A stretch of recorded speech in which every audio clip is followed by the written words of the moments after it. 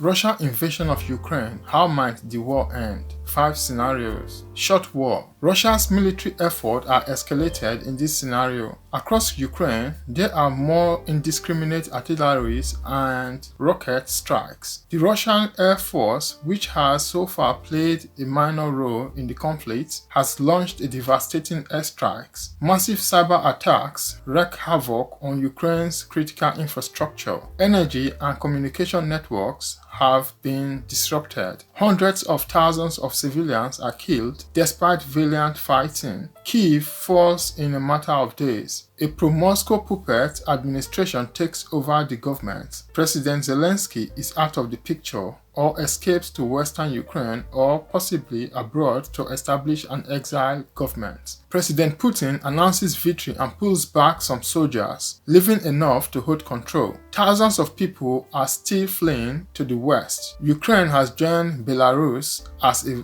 Moscow vassal state. This eventuality is not inconceivable, but it would be possible on a number of circumstances changing. Russian forces performing better, more of those forces being deployed, and Ukraine's legendary fighting spirit waning. Mr. Putin may succeed in overthrowing Kyiv's government and putting a halt to Ukraine's western integration. Any pro-Russian government, on the other hand, would be illegitimate and susceptible to rebellion. Such a result would be unstable and the chances of war re-erupting would be considerable. Long war. It's more likely that this will turn into a long-term conflict. Perhaps Russian forces become impeded due to low morale, weak supplies, and inept leadership. Russian forces may take longer to seize places like Kyiv, where defenders fight street by street. The siege continues for a long time. The battle resembles Russia's lengthy and terrible effort to retake and mostly destroy Grozny, Chechnya's capital, in the 1990s. Even if Russian military establish a presence in Ukraine's cities, they might find it difficult to hold authority. Perhaps Russia does not have enough troops to cover such a large area. Ukraine's defense troops morph into an effective insurgent that is well motivated and backed by local community. Weapons and ammunition are still being supplied from the west. After that, probably many years later, with possibly new leadership in Moscow, Russian forces will depart Ukraine bowed and bloodied, much like their predecessor did in 1989 after a decade of fighting Islamist insurgents in Afghanistan. European War. Is it possible that this conflict can spread beyond Ukraine's border? President Putin may try to reclaim more of Russia's former empire by sending soldiers into non-NATO ex-Soviet republics such as Moldova and Georgia. It could also be a case of miscalculation and escalation. Mr. Putin might declare that Western weapons shipments to Ukrainian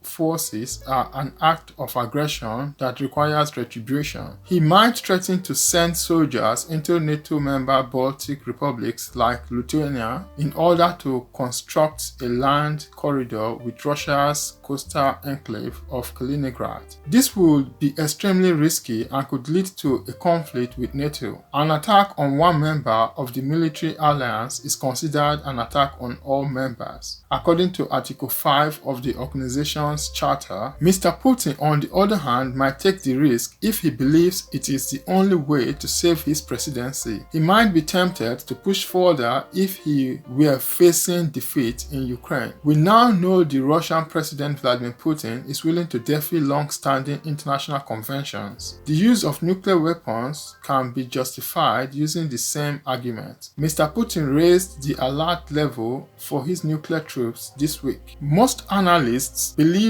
this does not imply that their use is likely or imminent, but it was a reminder that Russian doctrine allows for the possible use of tactical nuclear weapons on the battlefield.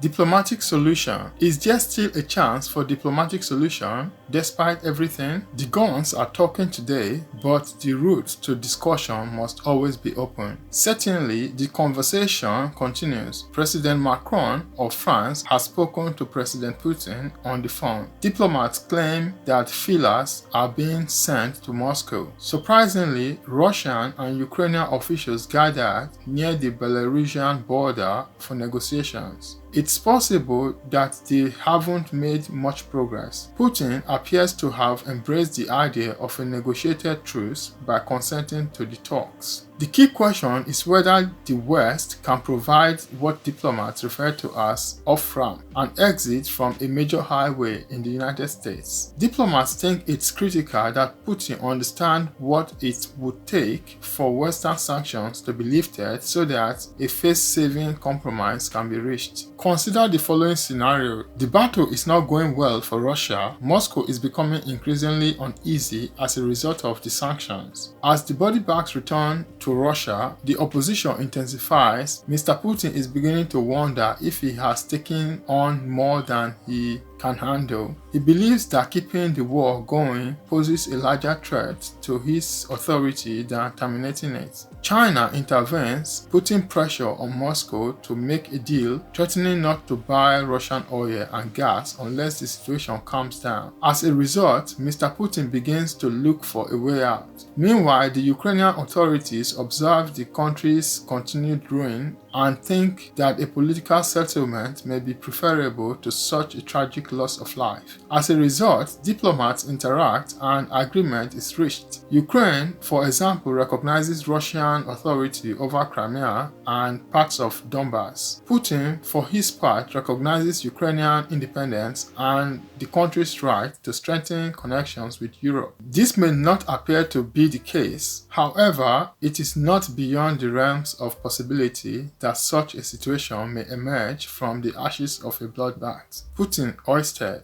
And what about Vladimir Putin? We are ready for an eventuality, he said as he launched his invasion.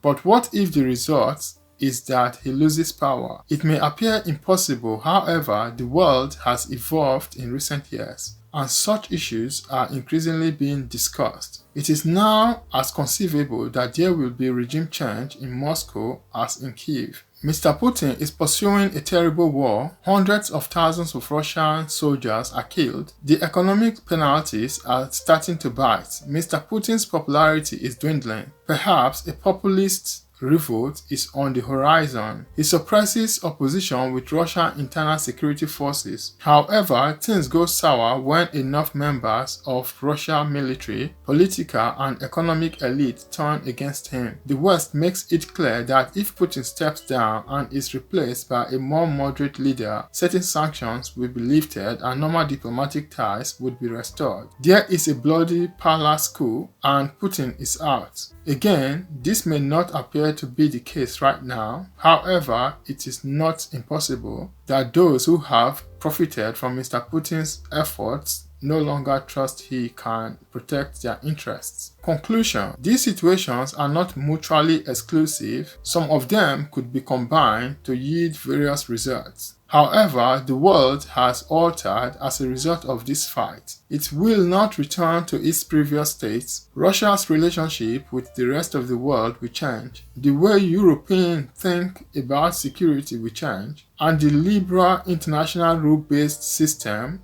might just have rediscovered its original purpose. Hi everyone, I hope this video has been informative. If you like this video and you'd like to see more videos like this, kindly like this video, share with others, leave a comment in the comment section, and also kindly subscribe to this channel if you have not subscribed yet.